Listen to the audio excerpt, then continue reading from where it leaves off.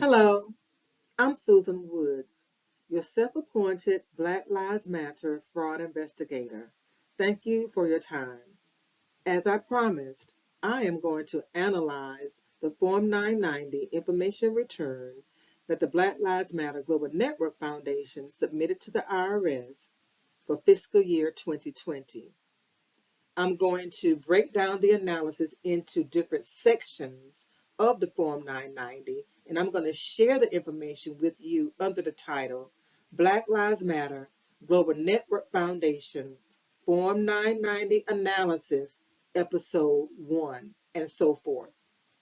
The first episode is going to pertain to the section entitled The Heading Items A through M. So just the first top portion of the Form 990 information return is going to be discussed in this first episode. So let's get started. The first thing I want to point out to you before we dig into the Form 990 is what I've mentioned before, but it bears mentioning again. The Black Lives Matter Global Network Foundation earned its 501c3 status in 2020. Prior to that time, the Black Lives Matter Global Network Foundation used fiscal sponsors to provide its services. From 2013 until June 30th of 2020, the Black Lives Matter Global Network Foundation used the Thousand Currents Foundation as its fiscal sponsor. From July the 1st until August 28th, the Black Lives Matter Global Network Foundation used the Tides Foundation as a fiscal sponsor. This is a copy of the top portion of the Black Lives Matter Global Network Foundation's determination letter from the IRS that lets them know they've earned 501c3 status. As you notice, the date of the letter is December the 2nd, 2020. Then you have the employer ID number, the person to contact regarding the determination letter. And then we're going to talk about two pieces of information that I feel are very important to remember from this determination letter. That piece of information, the first one, is the accounting period ending. The accounting period ending is December the 31st. That date is very important because it is the date that determines when the Form 990 is due to the IRS. Whenever you apply for 501c3 status, you have to indicate on the application the calendar year in which you want to operate. The calendar year ending period is the accounting period ending. So the calendar year for December 31st is January the 1st through December 31st. The IRS uses that time frame once again to determine when to expect the Form 990 from your organization, because the Form 990 is due 5 months and 15 days after the accounting period ends. So the Black Lives Matter Global Network Foundation Form 990 information return is due on May the 15th each year, or by May the 15th each year, because 5 months and 15 days from December the 31st is May the 15th. Keep that in mind. Make a note of that. I want us to look at is August the 28th, 2020. Now, this is the date of incorporation with the Secretary of State's office. Every nonprofit organization must file its articles of incorporation with the Secretary of State's office in the state it plans to operate, or states. You can operate in more than one state. You can operate in all 50 states if you want to. But wherever you are operating, you have to file articles of incorporation in that state to let the Secretary of State office know that you are operating in that state, and you must have permission to do so. So not only must you file them, you must also have approval. So this date, August 28th, 2020, shows the effective date of exemption in that office, or if you want to look at it this way, the date in which the Secretary of State's office approved the Black Lives Matter Global Network Foundation to operate in that state. That's very important. Make a mental note of that. Everything else on here is fine. It looks at the public charity status. That's fine. The Form 990 is required. It says yes. And there are three types of Form 990 is listed here. The 990, the 990EZ, the 990N. All nonprofit organizations that generate more than $250,000 in a fiscal year must use the Form 990. So clearly, they must use the Form 990 because they generated, according to their records, $90 million in 2020. Contribution deductibility, yes, you can deduct your contributions to this organization. And does an addendum apply? No. DLM number, that's irrelevant to what we're talking about. So I just wanted to give you this view of the determination letter and to point out two important things. Again, the accounting period ending December 31st and the effective date of exemption August 28th, 2020. And this will come, you will see why this is important in just a few moments. So let's keep going. This is the Form 990, okay? This again is a Form 990 information return that the Black Lives Matter Global Network Foundation submitted to the IRS. And what I'm going to do in the next few minutes is just point out red flags that I see in this heading. Again, the heading includes items A through M. A, the letters A through M. If you find those on this form, that's what this covers. I'm not going to cover every single one. I'm just going to cover the red flags. Okay, so here we go. The first red flag is item A. For the 2020 calendar year or tax year beginning July the 1st, 2020 and ending June 30th, 2021. The ending date should match the accounting period ending date on the determination letter. Question, does it match? No. The accounting period ending on the determination letter is December 31st, which means their Form 990 is due May 15th every year.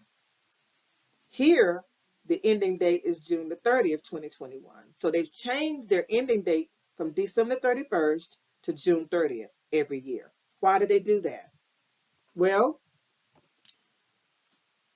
May 25th, 2020, George Floyd died. Immediately following his death, the Black Lives Matter Global Network Foundation received a lot of money on their blacklivesmatter.com website. From that time, almost through the end of September. But May and June represented a significant amount of money that they generated and in the wake of his death. So I'm wondering if they changed the fiscal year so that they could avoid reporting the money they received in May 2020 and in June 2020, because this report or Form 990 includes revenues they generated from July the 1st, 2020 through June 30th, 2021. So by eliminating those 2 months, they could have significantly reduced the amount of money that they reported. That's just my speculation. So that would be red flag number 1 for me. Number 2, item G, gross receipts, $79,644,823. Well, according to their own Black Lives Matter 2020 impact report that's on their blacklivesmatter.com website, they reported $90 million in gross receipts for 2020. So what happened to approximately $11 million? Could that have been the money that they are avoiding reporting here on this form? Could they have generated $11 million in May and June of 2020? I think so, because everything was so toxic and so hot, if you will, during that time frame. I think they could have easily generated $11 million during that time frame between May 25th and June 30th, in my opinion. So that's red flag number 2 for me. The next point I want to make is the name and address of the principal officer. And I'm going to read you the definition of a principal officer from um, from the Form 990 information return directly.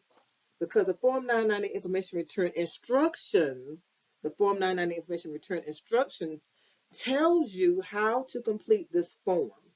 Spells out what you're supposed to put on, what you're supposed to type in every single item. So item F, which is the name and address of the principal officer, it says here, for purposes of this item, principal officer means an officer of the organization who, regardless of title, has ultimate responsibility for implementing the decisions of the organization's governing body or for supervising the management, administration, or operation of the organization.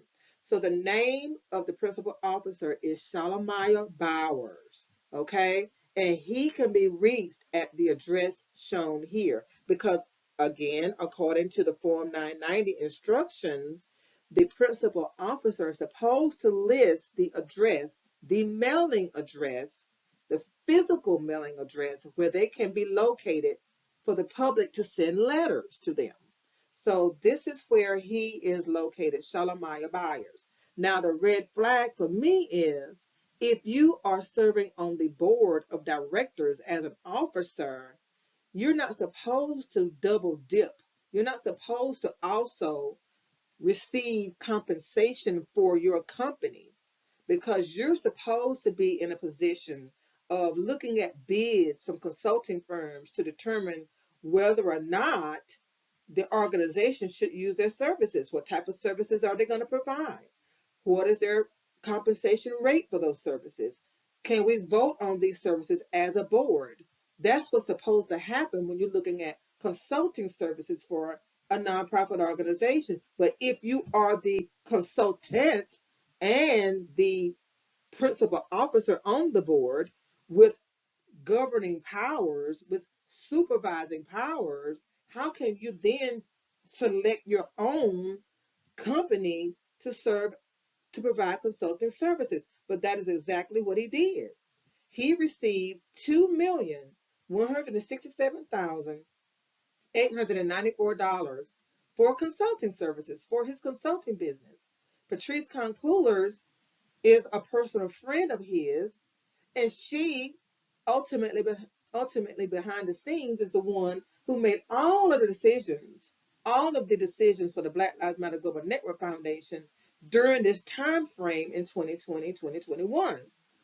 She was the sole person in charge. So she decided to give her friend Shalimar Bowers $2,167,894 for consulting services. For what? What consulting services did you provide? That's a decision that the board of directors was. That's a decision the board makes. I'm sorry, I'm getting tongue tied. I'm so aggravated with this whole thing. So what board? Okay, no board, because he's the only person listed as the principal officer. This is so bizarre and upsetting because $2 million could have gone so far. Grassroots organizations that are really doing great work across the United States. Here is Mr. Bowers. This is Shalimar Bowers.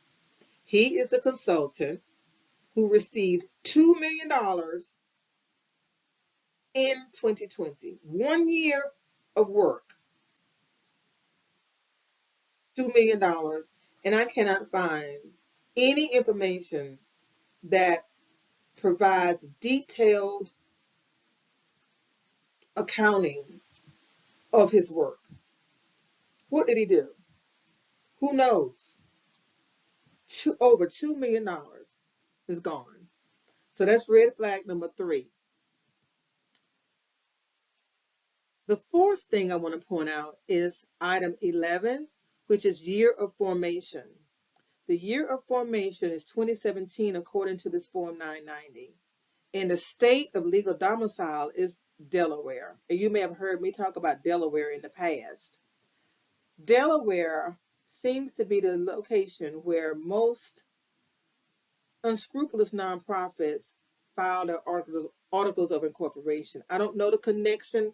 All I know is when I've looked at organizations that have done unscrupulous things, they all have filed their articles in the state of Delaware. Even if they don't operate in Delaware, they filed in Delaware. I know that LegalZoom, which processes a lot of applications for people starting nonprofits, I know that they contract with a company in Delaware to file the articles of incorporation, and then they pass along that cost to their customers. As a matter of fact, what customers don't realize is that they are paying for those services year in and year out. Every year is a fee that LegalZoom charges when you don't have to pay a fee every year to file your articles of incorporation. Anyway, I digress. But I know they use a company in Delaware to process their articles. And I'm not saying LegalZoom is doing anything illegal. I don't want anybody suing me for defamation, but I'm just saying, um, Anyway, getting back to this. This is the Form 990, and they're saying a year of formation. But if you remember, I asked you to make a note of the effective date of exemption on the determination letter. The effective date of exemption on the determination letter is August the 28th, 2020. The effective date of exemption equals the year of formation. So what's going on with the discrepancy here? On the determination letter from the IRS, it said that you filed your articles on August the 28th, 2020, somewhere. But here you're saying you have your articles filed with the Secretary of State's office in Delaware since 2017. So there is a discrepancy. Also, when I went to Delaware and looked up the information, it's not in good standing anyway. So the question becomes, where is the Black Lives Matter Global Network Foundation actually filed? What state are they actually filed in? Where are they located? What state do they have permission to operate? You would think it would be California since their mailing address is California, but California doesn't even have them listed at the Secretary of State's office, period. So I don't know which state they're operating out of. I'm not sure. Like I said, you can operate out of all 50 states if you want to, as long as you file your articles of incorporation and pay the filing fee, the one-time filing fee. I don't know. So there are 4 red flags that I've identified just on the heading. We haven't even gotten to the parts yet. Just in the heading, I've identified 4 red flags. Red flag number 1, the discrepancy between the accounting period ending. The determination letter says December 31st. The Form 990 says June 30th.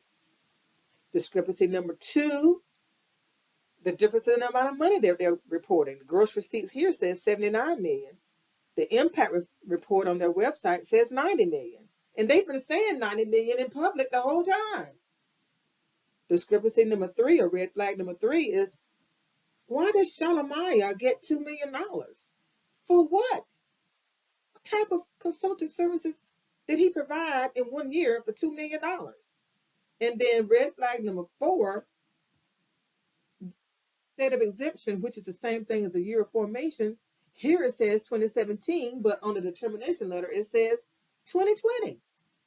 4 red flags just in the heading. Can you imagine how many red flags we're going to see throughout the entire Form 990? Let's keep going. Now for the closing remarks. I want to share with you my credentials in the nonprofit sector. I think it's important for you to be reminded of my experience in the nonprofit sector, and I hope that gives you a level of comfort in the information that I'm sharing with you. I started a nonprofit myself in 2003. I earned official 501c3 status in 2006. I started teaching nonprofit classes in person and online in 2007.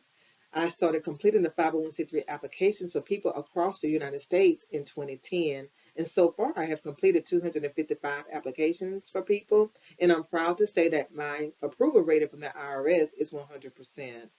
I've earned 3 nonprofit management certificates, one from Wake Forest, one from Winthrop, and one from Duke University. And I do that because I think it's important for me to stay abreast of what's going on in the nonprofit sector by earning continuing education management certificates. It's time for me to enroll in another one.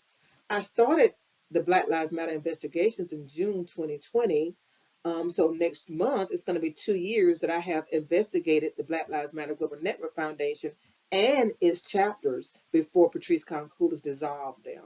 So I just wanted to give you that background because I'm not doing this because I want to become popular. That's not why I'm doing this. I'm doing this because I care. I really care about the nonprofit sector in general. And I also care about this fiasco, this major betrayal of the Black community by Black people. You know, again, I've stated to you before, I've been called everything but a child of God for being a Black woman that's calling out another Black woman in the form of Patrice Concoulas. But I don't care about that. You can call me whatever you want to call me, but you're going to call me right in the end because I'm so glad other people are coming on board and investigating this. People with bigger platforms than I have are investigating this. And I'm so glad. I mean, you can just Google it and see how many magazine articles that are talking about the Black Lives Matter Global Network Foundation and asking the same question we've all been asking: where is the $90 million? Where is the money? So I'm proud of that. I don't have a problem with that at all. I'm glad. But I just want to let you know that I'm coming at this because I know how it feels to operate a nonprofit organization and have to beg and plead and cry for money to do good work. So I'm personally offended by the fact that they had $90 million that they are slowly squandering away. You know, every time I look at something, they say, well, we have 60 million left, we have 40 million left, we have 71 million. You know, how much do you really have? You know, it's getting more and more cloudy.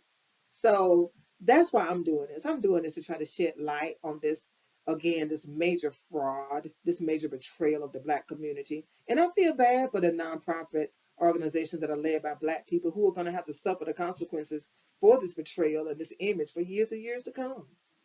That's why I'm doing this. And I want to let you know that I'm not just making this up. I have been studying this for years and I have experience in it. And I know, I feel confident in what I'm talking about when I talk about the Black Lives Matter Global Network Foundation. So, what do we find? The analysis results just from the heading. Can you believe that? Just from the heading of the Form 990, I found 4 red flags. 4 red flags, just getting started. What's coming up next? The next section that I'm going to analyze is the Part 1 summary. The Part 1 summary includes the activities and governance of the organization, the revenues they generated, and the expenses. So that should be very interesting. Again, thank you so much for your patience. Thank you for your encouragement over these last couple of years. Thank you for your support. I really, really appreciate it very, very much. You just don't know how much I appreciate it. It keeps me going. It gives me energy. Thank you for everything and have a great day.